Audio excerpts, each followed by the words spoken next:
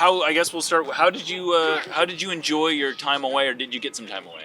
Yeah, I think I went through the locker room this morning, and the running joke was I already knew where most of the players went because I followed their Instagram accounts, Right. and I think all of us, myself included, got a chance to get away and mentally reset. And I went to a very beautiful part of the world I'd never been, Banff, up in Alberta, and gorgeous up there. It was good. It was a good reset. Do you think in a year like this, where you've mentioned you've played essentially 2/3 of a season already, is it even more important this year to get this sort of break in the middle of it? Or Yeah. not? I mean, it worked out the way it did. But yes, I think this was a timely break. Back in years past, again, when Zig, we'd talk about stuff, it was always handy to have those 2 breaks later in the year. You give them a 3-day block, 4-day block here, 4-day block here, fresh for the playoffs. This we still got a hill to climb. I mean, we haven't made the playoffs yet. So, this break came at the right time. Is it a little early?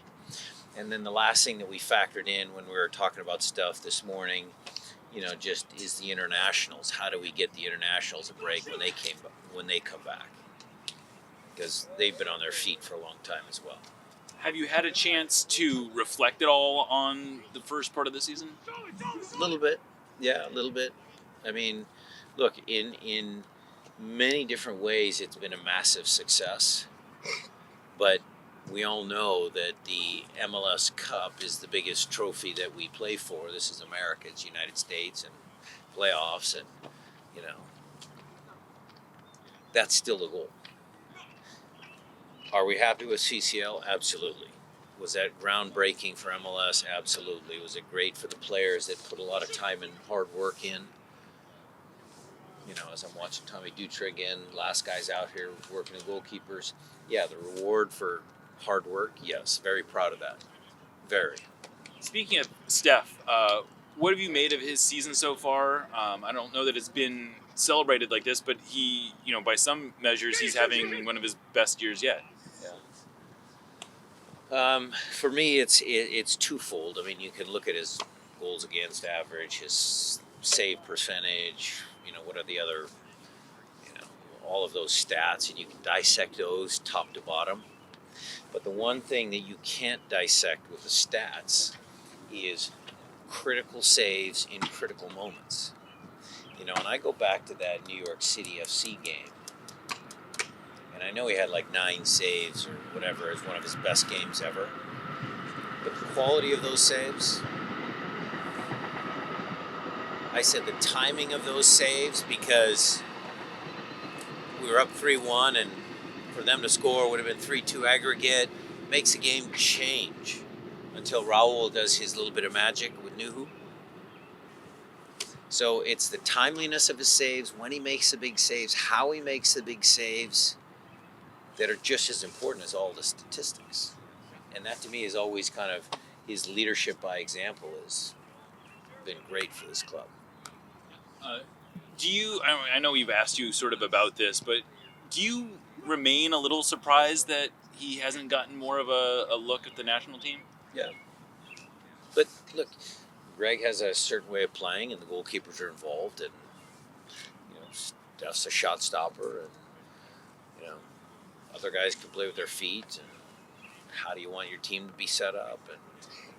And I think he's a little older on the age timeline. Maybe he's just matured a little bit later. Probably plenty of different reasons why. But we see him up close and personal, since 2014. So we know what he can do. On the national team front, it sounds like you and U.S. Soccer may have come to a compromise with Obed and the U20s. It's kind of a funny word, compromise. And you guys, it's been debated out there, what's best for Obed? Is it playing against, I don't know who they have in their first group games, Grenada, and then, yes, the quarterfinals, semifinals, finals. Or is it playing meaningful games for his club against the best competition on the Western Conference. What's best for his development? It's right for the people to say U20s are important. U20 pool, the Olympics, and that's important. But does the kid need to stay for the games that he should be playing in? Because he's going to start most of those games. I mean, there's the debate. And the debate is clear between Mikey Varas and I. We have to, do what's right by the kid. And so is it well, when is he going to be going to the or is he going to be going to the U20s? He right now, as of now, he will join them after the Sporting KC game. As of now.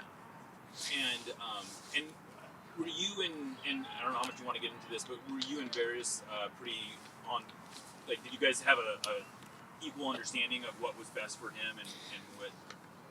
Or was that like in my world, because the higher ups might have had separate conversations. you can ask those guys, McBride, Garth, Craig. You can ask those guys.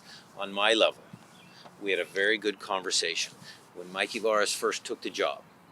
He called up, nice conversation, introduced myself. I knew he was on the Dallas staff. I kind of knew him, but not really.